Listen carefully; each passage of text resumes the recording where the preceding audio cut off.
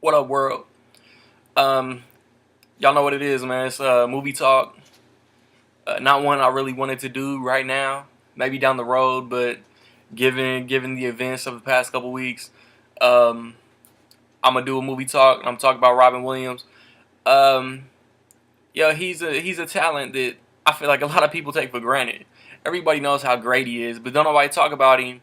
And then he passes away, and and now everybody's just reliving all the memories that he gave us. Like, it's crazy. Like, everybody's initial memories are Aladdin, Mrs. Doubtfire, Jumanji, Hook. Um, and then he had like I've revisited a lot of his stuff over the past couple weeks, and he had a lot of great dramatic performances, man. Dead Poet Society, Awakenings, Goodwill Hunting. Um, so we just gonna get into it off Jump Street, and it's two movies I wanted to see. I didn't get a chance to.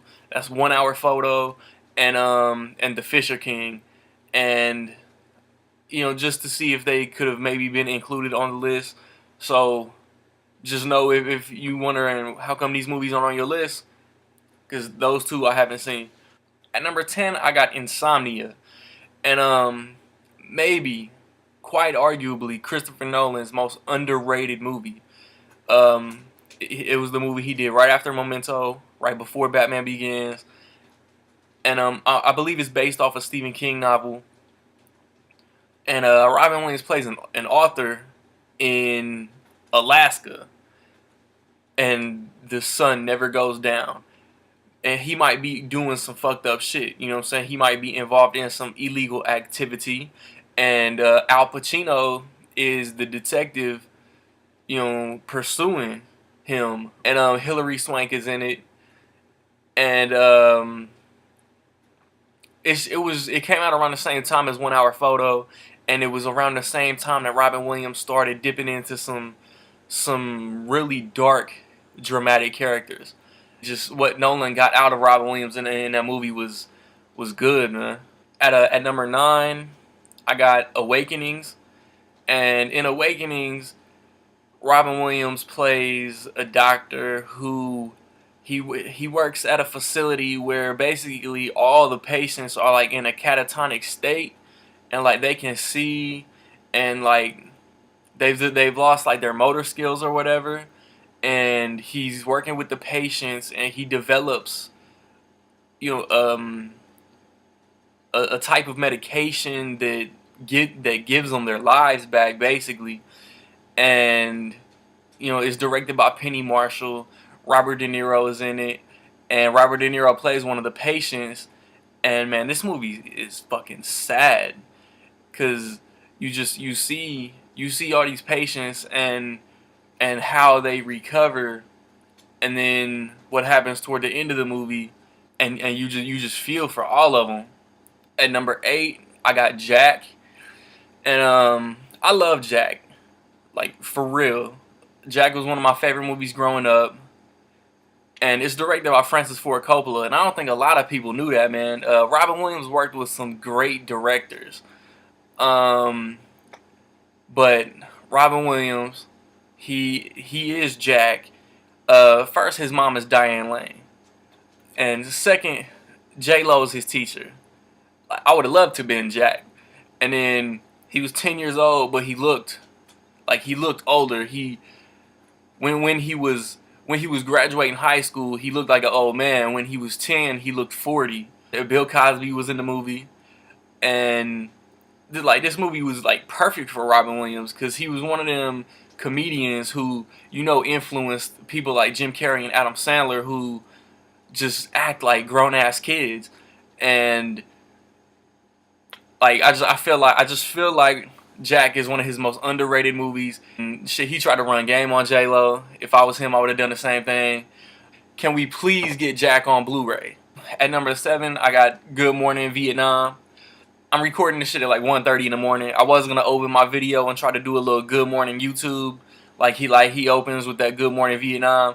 The first time he said that shit in the movie, when I watched it the other day, and the first time he said that shit, I got chills down my arm.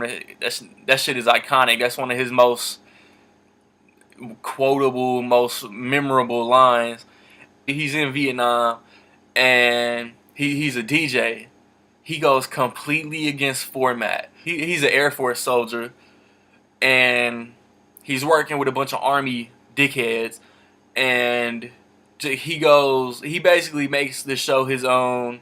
He puts life into it. It's just not all monotone, giving you what they want. And he experiences like some real wartime events, and he wants to talk about it on the air. And they try to put a stop to him. They do whatever they can to interfere with his broadcast. And directed by Barry Levinson, young Forrest Whitaker.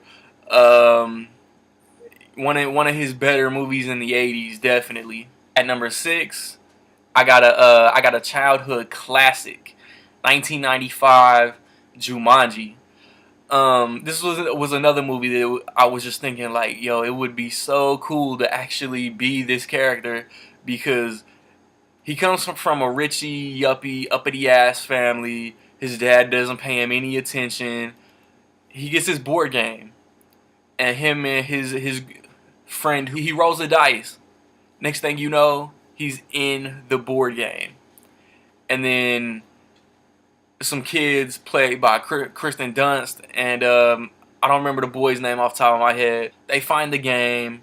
Lilith from Cheers is their aunt, adopted guardian. But they find the game. They end up playing it. Like the jungle comes out of the game, animals, trees, a poacher, and then Robin Williams comes out. Beard like whoa, and like he knows he's lived the game for like 30 years, so he knows what to do to survive. Just the effects were so dope for the time for 1995 when the kid turns into a monkey. Robin Williams or one of them, I can't remember off the top of my head, gets stuck in the floor in the attic. David Allen Greer plays a cop, and like man, this is one that everybody should revisit. At number five, I got Dead Poet Society. Oh Captain, my Captain. That's the first thing that we learn when we meet um, Robin Williams' character. He plays the teacher. He plays the main teacher, and once again he has like a rebellious mindset as opposed to like the rest of the faculty at this school, at this all boys school. And Ethan Hawke is in it. Josh Charles is in it, and a couple other kids, and they realize that the Robin Williams character used to attend the school that he teaches at, and he used to get a bunch of friends together, and they created the Dead Poet Society, and they go off and they just read different different stories, different poems, just literature, and Robin Williams, his character, and how he influenced these kids to follow their dreams. Because this takes place in a day like the 50s or 60s or something like that. It takes place in a time where parents was basically like, okay, look, Jonathan, you're going to go to this school. I'm going to pay for this. You're going to do what me and your mother say to do. You're going to be a lawyer. You're going to be a doctor. You're going to be something fucking successful. And Robin Williams influenced these kids to follow their dreams, and it's great, man. Like that's what all I can say, man. Dead Poet Society is a great fucking movie. At number four, I got a movie that I might catch heat from for it being higher than a couple other movies, but I love this movie. I grew up on this movie, and that movie is Hook. Directed by Steven Spielberg, 1991. Just like Jack, just like Robin Williams was meant to play Jack, Robin Williams was meant to play a grown Peter Pan, cause of his childlike wonder and how funny he is, man. Um, Peter Pan, he grew up, he got away from Never Never Land. He got a family. His Peter Pan. His name is Peter Banning.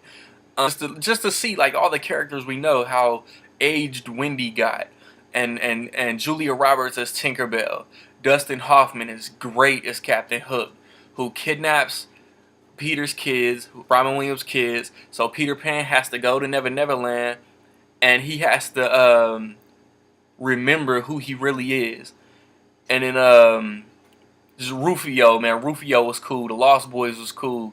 The colors when they're like, and that when he has to remember who he is during the food fight, and like all the colors, and how it's like hitting them in the face when they're flinging the food. And then Bob Hoskins as Smee, man. R.I.P. to Bob Hoskins as well, because this is one of my favorite roles that Bob Hoskins has done. And like this movie, I'll hear people talk about Hook. This was, of course, before Robin Williams passed, and they were like, it's okay. It's not one of his better movies. And in the past couple weeks since Robin Williams has left the world, like everybody's talking about Hook. I feel like Hook is great. Hook is a childhood slash and or '90s classic to me. Um, if you haven't seen Hook, man, you're tripping. At number three, I got Good Will Hunting. And this is probably a lot of people's number one, just because of the story behind the movie. How Matt Damon and Ben Affleck, they wrote it. Gus Van Sant directed it, and this is the movie that got Robin Williams his Oscar. He's a supporting character, and Matt Damon is the main character, and he's a genius, but he's got a temper. He gets into some trouble, and he ends up seeing Robin Williams as, you know what I'm saying, like therapy sessions, and the bond that they have, the stories that they share. Robin Williams' wife, um, and just other things, man. And when Matt Damon is trying to get him to crack, and then he snaps, but Matt Damon's not expecting it, and just the emotion and how deep he dug to play this character. Like, he deserved this Oscar, and I know he deserved more that he got robbed for, for being a funny guy. Like Robin Williams' dramatic chops was next level, no question. Um, and then even at the end, the like how much of this stuff was ad lib, man. Robin Williams was so underrated for improvisation and ad libbing and just coming up with classic lines off the top of his head. Good Will Hunting, man. Good. It deserves all the praise it got. Like, I really, really loved it. At number two, I got another one from the '90s, another classic, another one that I used to watch on the VHS, Mrs. Doubtfire. And this one for the improv, this one for the shtick, the comedy, man. Um, he plays a guy. He's a voice actor, and he's going through some family problems because he's more of an irresponsible parent. Sally Field plays his wife, and they're going through some issues, and he does what he has to do to see his kids. And when, like, at the beginning when he's singing the song, but he's voicing the mouse or whatever. Like, I don't even want to try to intimidate and do my own version of that because I won't do it justice at all. Um, it's hilarious, man. As soon as it comes on, you want to start laughing. And he does that hot dog thing. Like that type of stuff was just so funny. And the different voices that he was doing, trying to get the interviews to be Mrs. Doubtfire, to lead him to that point was just more just gems, man. Like, how can anybody not like Mrs. Doubtfire? For years, I heard they wanted to do a sequel, and I think like they were just like so close to getting the script right to do it. And I pray that that Fox doesn't move forward with doing a Mrs. Doubtfire sequel. That brings me to number one, the last movie on this list, and it's got to be one of his most talked about, most known, famous roles, man. And it's got to be another movie that everybody has watched since he passed away, and that's Aladdin. Like, he was the genie, and what I heard went into how he created this character. Like, they had lines for him. Like, Robin Williams had lines in the script to go off of, and he just asked the producers or the director or whoever was in the studio with him, "Can I try something?" I heard 18 hours later, you have the genie that we know now. Man, he impersonated Jack Nicholson. He impersonated like Robert De Niro, Arsenio Hall. Um, I I think Arnold Schwarzenegger, like I can't even think of all the voices he did for this movie, but like I watched it, he passed, and then I watched it with my woman like 2 days later, and every genie line, every song, I was sitting there like damn near like mouthing along with him, and it was just so funny, man. It was like I was like 7 years old all over again. I still want to revisit Aladdin and the King of Thieves, but Aladdin, man, Aladdin is a lot of people's favorite Disney movie, and if it's not number two because of just how great the Lion King is, man, just, just Aladdin is a classic, man. What can you really say? And he made that movie too, man. Cause like the characters were good. Aladdin was great. Jasmine, Jafar, Sultan, Iago, Abu, Raja. You love all those characters, but Genie is the first one that comes to mind. I don't want to know like your top five, your top 10 Robin Williams movies, man. Just since the man has passed away, just tell me just what all Robin Williams movies have you revisited, have you watched, have you remembered, have you paid homage? You know what I'm saying? Um, so my movie talk for next month, September. As far as releases in general, there's not a lot. So I'm gonna go with Denzel Washington, and the Equalizer will probably be on that list. But that's what September's got coming, man. I'm still doing my Instagram thing that I've been talking about the past few videos. And as far as movie reviews go, man, don't hold your breath because you might turn blue and pass out by the time I hit up the cinema again. The November Man, I haven't been able to get to see it yet. I haven't been able to get a fucking haircut yet. Um, so just stay tuned, man. Y'all know where I be at. Peace.